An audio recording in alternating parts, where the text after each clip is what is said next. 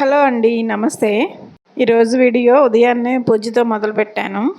ఈ వీడియో వచ్చేసి Friday, Saturday, Sunday ఈ 3 రోజులు నేను ఏమేం చేశాను అనేది ఉంటుంది ఈరోజు వీడియోలో. ముందైతే శుక్రవారం ఉదయాన్నే అండి ఇది ఇలా పూజ చేసుకున్నాను. ఉదయం అంటే ఉదయం ఏం కాదులేండి, పూజ అయ్యేటప్పటికి 9 అలా అవుతుంది. ఉదయాన్నే లేచి ఇల్లంతా క్లీన్ చేసుకొని తలస్నానం చేసి పూజ చేసేసరికి 9 అయితే అవుతుంది ఈజీగా. ఇంకా ప్రసాదాలు అయితే చేయలేదు. ప్రసాదం చేస్తే ఇంకా లేట్ అవుతుంది. ఇంట్లో ఇలా కొన్ని పండ్లు ఉంటే పండ్లు, చిన్న బెల్లం ముక్క నైవేద్యం పెట్టుకొని ఉదయాన్నే ఇలా అమ్మవారికి కుంకుమ పూజ చేసుకున్నాను. లక్ష్మీ అమ్మవారు ఉన్నారు కదా, అందులో చిన్న వెండి విగ్రహం ఉంది కదా, దానికి ఇలా అష్టోత్తరం చదువుకొని కుంకుమ పూజ చేసుకున్నాను. సింపుల్గా అలా పూజ అనేది ముగించుకున్నాను. ఇంతకుముందు ఒక వీడియోలో చెప్పాలి కదండి, మాకు పూజకి పూలు అయితే ఇంటి ముందు కుండీల్లో పూసేవే సరిపోతాయి. ఉదయాన్నే ఇలా పూజతో ప్రారంభమైతే ఆ రోజు మొత్తం చాలా ప్రశాంతంగా అనిపిస్తుందండి. మ్యాక్సిమం వీలైనంత వరకు ప్రతి శుక్రవారం అయితే నాన్ వెజ్ కూడా ఇంట్లో తినము, వండము. ఇంకా ఇదైతే శనివారం అండి. శనివారం రోజు ఉదయాన్నే 10 తీసింది. యాక్చువల్గా ఇంటి ముందు తులసమ్మ ఉండేది ఇంతకుముందు, అది మొన్న ఎండలకి నిద్రపోయిందండి. ఇప్పుడిప్పుడే కొంచెం వాతావరణం వర్షాలు పడి చల్లబడింది కదా, అందుకని కొత్త తులసమ్మని పెట్టుకుందామని తులసి కోటకి ఇలా పెయింట్స్ వేసుకొని ఇలా విష్ణునామాలు పెట్టుకొని చక్కగా అలంకరించుకున్నాము. ఈ పెయింట్ అయితే మా పాప వేస్తుందండి. తర్వాత ఇంటి ఆవరణలో ఒక పక్కన లక్ష్మీ తులసి మొక్క ఉందండి ఇంతకుముందు. ఆ మొక్కని పెకిలించి కుండీలో పెట్టుకున్నాను. బ్రతుకుతుందో బతకదో కొంచెం ఎండలు ఉన్నాయి కదా అనుకున్నాను, కానీ చాలా త్వరగానే బతికిందండి. 3 డేస్కే బతికింది. అది కూడా ఒక షార్ట్ వీడియోలో పెట్టాను కదా. ఇంకా ఈ పెయింట్స్ వచ్చేసి ఇంట్లో నేను శారీకి వేసుకుందామని తీసుకొచ్చానండి. వాటిని ఇలా వీటికి కూడా ఉపయోగించాను, కుండీకి కూడా డెకరేషన్ లాగా. పసుపు కుంకుమ పెడితే వర్షాలు పడినప్పుడు పోతుంది కదండి, ఈజీగా పోతుంది. అందుకని ఇలా పెయింట్ వేశాను ఈసారి. ఇలా ఇంటి ముందు తులసమ్మని ఇలా అందంగా రెడీ చేసుకుంటే ఎంత కళగా ఉందో ఇంటి ముందు, చూడటానికి చాలా బాగా అనిపించింది. వీలైనంత వరకు అందరూ ఇంటి ముందు ఇలా తులసమ్మని పెట్టుకుంటే ఇంటికి కానీ మన ఇంట్లో ఉన్న మనుషులకు కానీ చాలా మంచిదంటండి, ఆరోగ్యానికి కానీ ఇంకా అన్ని విధాలుగా. అంటే ఎవరి నమ్మకాలు వాళ్ళవలేండి, మనం ఎవరిని ఫోర్స్ చేయకూడదు.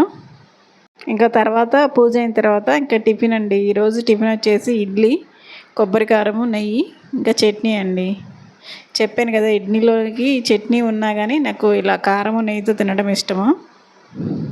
మ్యాక్సిమం మా ఇంట్లో ఎక్కువ టిఫిన్ వచ్చేసి దోశ ఉంటుందండి. దోశ, ఇడ్లీ ఇంకంతే, ఆ రెండే రన్నింగ్ అవుతూ ఉంటాయి. ఇంకా పూరి కూడా తక్కువే. పూరి కానీ ఉప్మా కానీ, ఉప్మా అయితే అసలు అడగరు, చేసినా తినరు.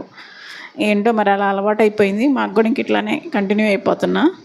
మరి రోజు ఇదే టిఫిన్ తినాలన్నా బోరు కొట్టదో ఏమో. ఇంకా వేరే టిఫిన్ మార్చాము అంటే ఇంకా ఆ రోజు ఇంట్లో టిఫిన్ తినరు. ఇంకా నాకు ఇదే అలవాటు అయిపోయింది చేయడము, ఇడ్లీ దోశ, ఇడ్లీ దోశ. తర్వాత ఇది వచ్చేసి సాటర్డే మధ్యాహ్నం అండి. లంచ్ చేసిన తర్వాత శారీకి పెయింట్ వేస్తున్నానని చెప్పాను కదా, ఒక ప్లెయిన్ శారీ ఇంట్లో ఉంటే.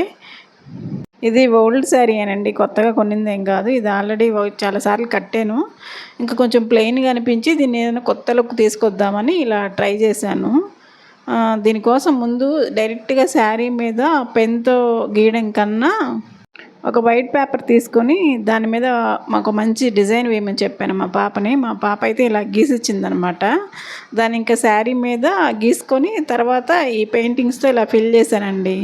ఈ కలర్స్ వచ్చేసి కాంట్రాస్ట్ కలర్స్ అనమాట. నాకు ఈ దీని మీద బ్లౌజ్కి వచ్చేసి మగ్గం వర్క్ బ్లౌజ్ వచ్చింది.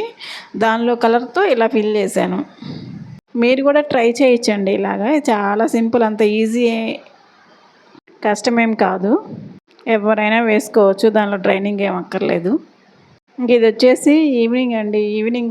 శనివారం ఈవినింగ్ కూరగాయలు కొంచెం రేట్లు తక్కువ ఉంటాయి కదా, ఇంకా మార్కెట్కి వెళ్ళి కూరగాయలు తీసుకొచ్చేటప్పుడు అక్కడ మార్కెట్లో జాజిపూలు ఇప్పుడిప్పుడే వర్షాలు పడుతున్నాయి కదండి, జాజిపూలు వచ్చినాయి. కవర్ వచ్చేసి 20 రూపాయలకి ఇస్తుంటేను కవర్ తీసుకొచ్చానండి. తీసుకొచ్చిన తర్వాత ఇంటి ముందు ఇలా కనకాంబరాలు ఉన్నాయి కదా మొక్కలు ఇంటి ముందు, అవి కోసి ఆ జాజిపూలతో పాటు అతను మరువం కూడా కొంచెం ఇచ్చాడు. వాటిని ఇలా ఇంటి ముందు బాల్కనీలో కూర్చొని కట్టానండి. ఇవి కట్టడం మాత్రం చాలా లేటు. దాదాపు ఇవి కట్టడానికి నాకు 30 గంట టైం పట్టిందండి ఇవి కట్టడానికి.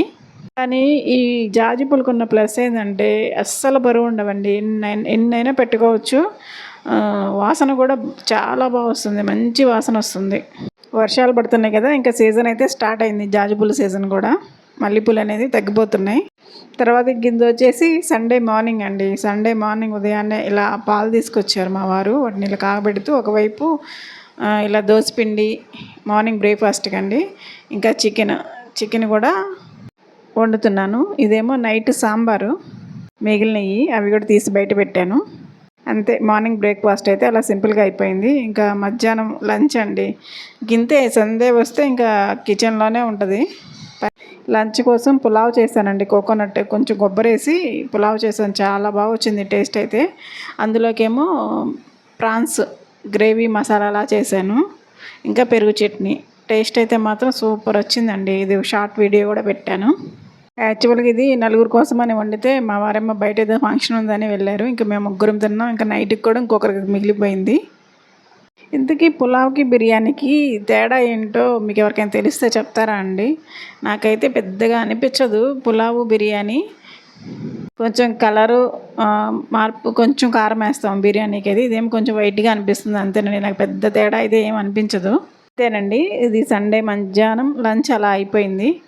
ఇంకేముందండి, సండే ఈవినింగ్ ఇది నైట్ చపాతీ అని ఎగ్ ఫ్రై చేశానండి. ఎగ్ అంటే ఓన్లీ ఎగ్స్ వేయకుండా కొంచెం ఒక 2 టమోటాలు కట్ చేసి అందులో తర్వాత ఎగ్ వేసాను. అంటే చపాతీలో కొంచెం బాగుంటుంది కదా అని, మరీ ఫ్రైగా లేకుండా. ఇంతేనండి. ఈ 3 days వీడియో ఇది. Thank you for watching. Video మీకు నచ్చితే ప్లీజ్ సబ్స్క్రైబ్. బై.